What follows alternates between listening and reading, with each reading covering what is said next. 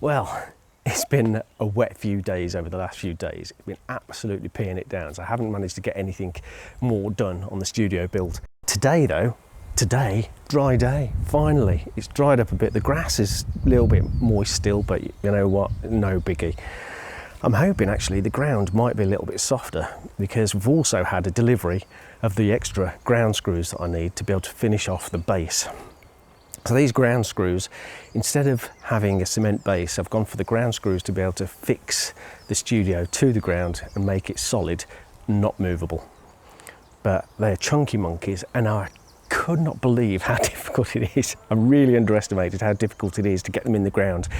Now, you do get the option of buying a machine to be able to help you put them into the ground, and the recommendation is that you use 2 people to be able to do it, but I've been doing it with Jack Jones, and man, what a struggle it's been. It has been really hard work, so hats off to you builder geezers who are doing this all the time, all day, every day. I was absolutely shattered. I did it for about 3 days solid, clearing the ground and putting these screws in. Knackered, absolutely knackered. So I've had a break because of the weather for a few days, and which is needed. So now I'm going to get in and get these, get them fitted, get them into the ground.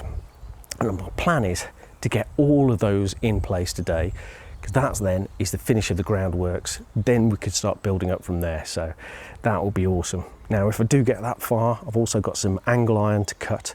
These are going to be the brackets to be able to fix the joists, the ground joists onto these ground screws, and that will hold our base solid, and then we'll be good to build up from there. So we'll see how we get on. Anyway, my name's Rich, and this is It's Adventure.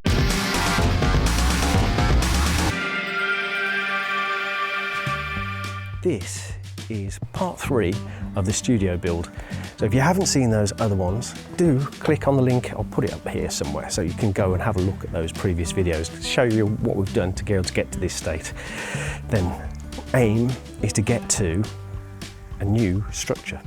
Now, I'm fortunate because I'm absolutely meters away from the boundary. That gives me the opportunity to be able to build a structure up to 4.5 meters high. Now, I'm not a planner, right? I'm just some geezer on the internet with a camera. So please do your own research and make sure that you can do the right things for your builds in particular. Check with your local council. They've got loads of info on there. They've got loads of planning info in there. The building regs guides for the UK give you some really good info about what you can and what you can't build. It also tells you about what sort of strength of materials you're going to need for the sorts of weights and distribution that you're going to be doing. Now, I don't know what we're going to use this for in the long run. You never know, we might end up using this as a gym or some kind of weights room, in which case these ground pegs that I'm using will be able to take a serious amount of weight. The way that I've gone about this is I'm using a ground peg for every 600 split joist. So these are 600 centres, and that, with the depth of the board as well, will give a ridiculous amount of weight coverage. So should we do something in here in the future, it will be able to stand it. But that's where I am. So that's my caveats over. And let's get building. There we go. I've just roughly laid out where the ground screws are going to be, and they sort of line up with the existing.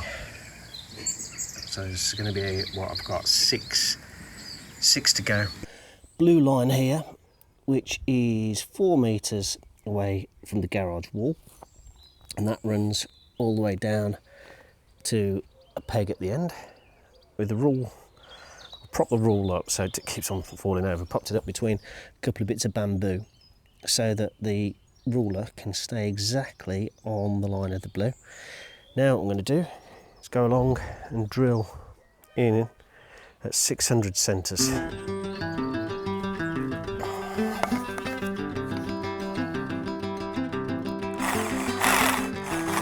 Dances around all over the place. It's very, very stony. It's not bad at all.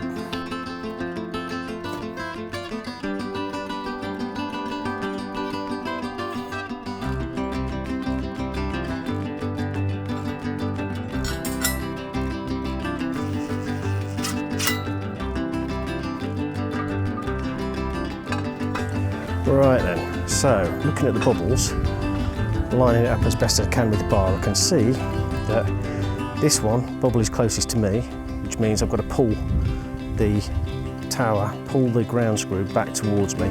It's also got to be leant over to the left. Pretty much where the bubble is the direction the top has got to travel. So by pulling it back towards me, pulling it towards the direction of the bubble's moving back to the middle now. You can see there, a bit past and back, so give it some flex.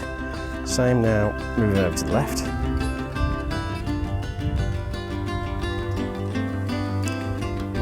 So that's a bit further for the flex back. So that gives us pretty much where we want to be for starting this off. And now, whilst watching the bubbles, keep on just turning in. When you've got the thin end down there, that is much easier to push into the ground, and because there's only this much and you've got this much lever at the far end, makes it really easy to lever around from this point. Okay, you get a load of movement. However, when you've got it that far into the ground and you're trying to move that much around from that lever point, makes it really, really difficult to shift. Anyway, back to the screwing in. So bubble away, over to the left, and turning around. What I find is, if you get to where the bubble's closest to the edge, you move to that side, you can then put more weight in and pull towards you. What you're doing is you're actually pulling, inadvertently pulling the top towards you. By screwing in then, you can then get it to move back into the centre. Really, you know, in an ideal world, what you should be doing is you should have two of you, at least. Better still, get a machine. Make your life much easier. I haven't got a machine. It's just me and a bit of a workout. Getting to the point now that I'm going to have to switch over to the big bar, because I said before, the leverage on this was good until I bent it. But yeah, so I need the big bugger now to really get it shifting round. The extra length gives it so much more leverage, it makes it way easier. With this ground being wet, this is going in much easier than the last few.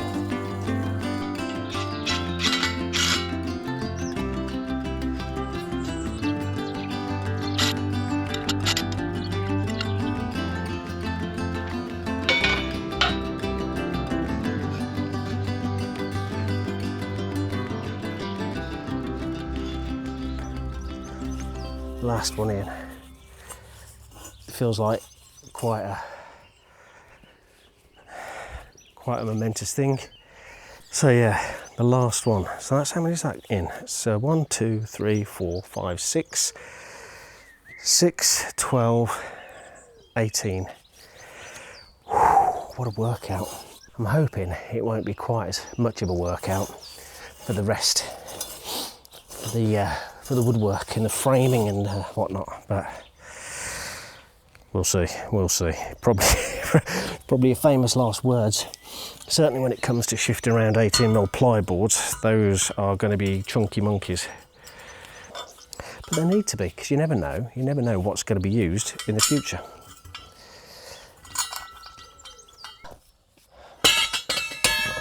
Nope, a bit more. Oh, I think I may have gone past it. Yes. Oh dear.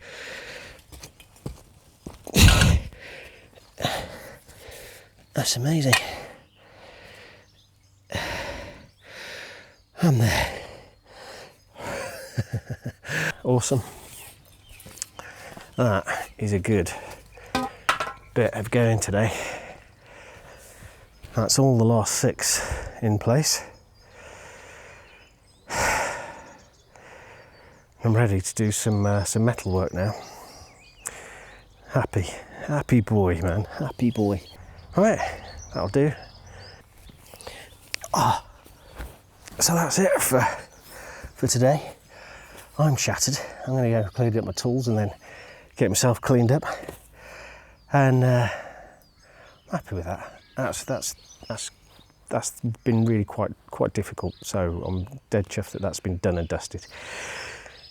So this is the studio build, and it's coming on. It's groundworks there, pretty much sorted. I've just got to get the angle bracket sorted, get the joists squared up, hopefully get the rest of the materials ordered and get those on the way, and then we can start building for real. That's going to be cool. I can't wait to see it starting to take shape. You know, when the frame goes up, the walls go up, and you can actually get an idea then of how big it's going to be. At the moment, it's just an open space, isn't it? You can't really get your head around how it's going to work. But for now, anyway, that's it for now. Thank you very much for watching, and do come along again and click on that subscribe button if you want to watch the rest of the series of this build. It's going to be interesting to see what you can do as one person building out a studio, and we'll see what we can come up with. I am not an expert, right? This is the first time I've built a studio, so everything I show you here, just take it with a pinch of salt. Go do your own research. Make sure, right? Just make sure you can do the right thing in your area for what you want to do. Don't take my word for it. I haven't got a clue.